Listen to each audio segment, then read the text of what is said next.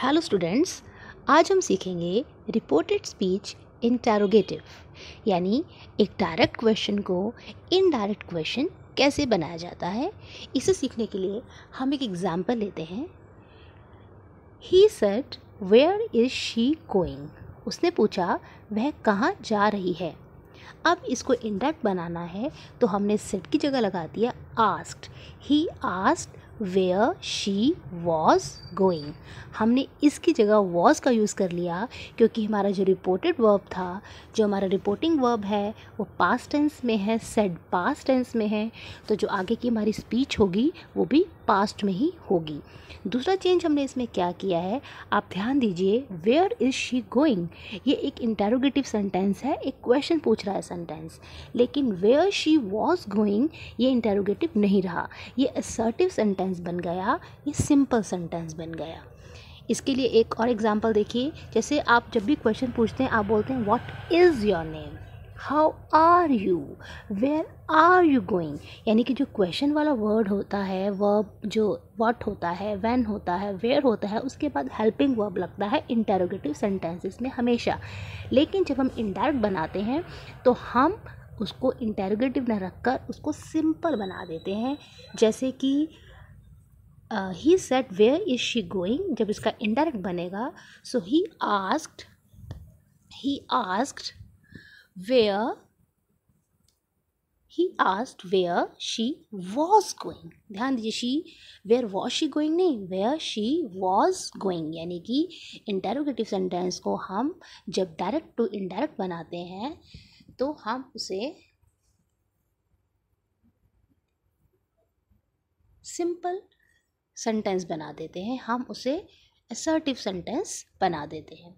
अगर हमारा reporting verb says है, आस्क्स है, इंक्वायर्स है, टेल्स है, यानी कि अगर प्रेजेंट टेंस में है तो आगे की स्पीच भी हम प्रेजेंट ही रखेंगे। जैसे एग्जांपल में बोलती हूँ कि ही asks what is your name, तो इसका हम बना देंगे ही asks what my name is.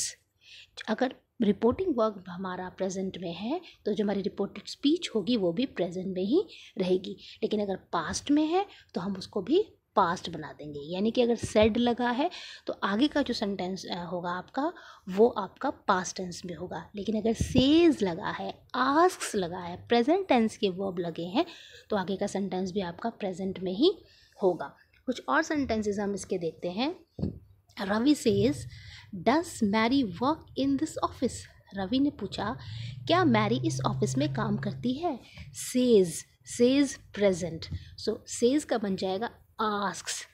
अब देखिए ध्यान से, जो इस तरह के सेंटेंसेस होते हैं जिसमें जो आंसर होता है वो हाँ या ना में होता है। जैसे रवि ने पूछा क्या मैरी इस ऑफिस में काम करती है, आंसर यस होगा या नो होगा।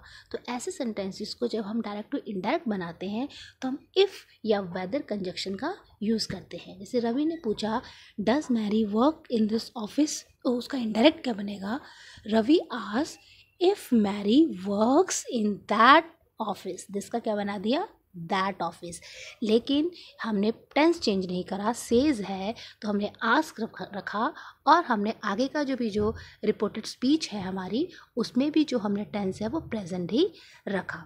तो रवि ने पूछा does Mary work in this office, so Ravi asked if Mary works in that office. एक और सेंटेंस लेते हैं। अगर यही रिपोर्टेड वर्ब हमारा पास्ट होता, जैसे रवि सेड कर दिया, पहले सेज था अब सेड है। Ravi said does Mary work in this office, क्या मैरी इस ऑफिस में काम करती है, तो रवि हमने सेड का क्या बना दिया, asked. Ravi asked if Mary worked in that office, तो हमने अब पास्ट में था सेड, तो हमने जो आगे का सेंटेंस है वो भी पास्ट में बना दिया। एक और क्वेश्चन लेते हैं। Mother says to Raju, mother ने राजू से कहा या मदर राजू से कहती है, प्रेजेंट टेंस ध्यान दीजिए। आर यू हैप्पी, क्या तुम खुश हो। मदर ने डायरेक्टली राजू से एक सेंटेंस पूछा कि राजू आर यू हैप्पी। अब यही बात मैं बोल रही हूँ, मदर ने राजू से क्या सेंटेंस पूछा, ये डायरेक्ट क्वेश्चन था। जब कोई तीसरा व्यक्ति हमारी बात को बोलता है तो वो इनडायरेक्ट बन जाता है। अब मदर ने पूछा, मदर सेज का हमने बना दिया आस्क्स। क्यों बनाया, क्योंकि वो सेज टू प्रेजेंट है। और आगे का सेंटेंस भी हम क्या रखेंगे, प्रेजेंट में रखेंगे। सो हमारा आगे का बन जाएगा mother asked Raju if he was happy, no it is not if he was happy, ये होना चाहिए mother asked Raju if he is happy. Raju को मदर राजू कह के बुला रही है, हम उसे क्या कह के बुलाएंगे, राजू कह के भी बुला सकते थे और ही कह के भी बुला सकते थे, तो यहाँ पर वॉज नहीं लगेगा, इफ़ ही इज़ हैप्पी। अब कुछ रूल्स दोबारा से हम रिवाइज करते हैं कि सेड आस्क्ड में चेंज हो जाता है, जो इंटरोगेटिव सेंटेंस स्टेटमेंट होती है वो अफर्मेटिव में पॉजिटिव में चेंज हो जाती है। क्वेश्चन वर्ड्स जैसे होते हैं व्हाट, हु, व्हेन, व्हाई, वो रिपीट होते हैं इनडायरेक्ट स्पीच में। कॉमा इन्वर्टेड कॉमा हम हटा देते हैं और ज़रूरी नहीं है कि हम इनके साथ दैट कंजक्शन लगाएं, लेकिन जो येस या नो टाइप के आंसर्स होते हैं जिनका आंसर हाँ या ना में होता है, वहाँ पर हम क्या करते हैं, इफ़ या वेदर कंजक्शन का यूज़ करते हैं। कुछ एग्जांपल्स हम ऐसे लेते हैं, Riya asked me is it cold outside, Riya ने मुझसे पूछा क्या बाहर ठंड है, तो रिया आस्क्ड मी इफ़ क्यों लगाया, क्योंकि ये जो क्वेश्चन बना है ये हेल्पिंग वर्ब से बना है, इसमें कोई क्वेश्चन वाला वर्ड नहीं है और इसका आंसर यस या नो में है। So if it was cold outside, मैंने वॉज क्यों लगाया, क्योंकि हेल्प जो हमारी रिपोर्टिंग स्पीच थी वो क्या है, आस्क्ड है, जो कि पास्ट टेंस है, तो हमने आगे का सेंटेंस भी किस में बनाया, पास्ट टेंस में बनाया। और दूसरी चीज़, इज़ इट क्वेश्चन ना बनाकर इट वॉज कर दिया, क्वेश्चन फॉर्म में नहीं लिखना है, क्वेश्चन फॉर्म में इज़ इट होता है, लेकिन अगर क्वेश्चन फॉर्म हटानी है तो इट वॉज हो गया।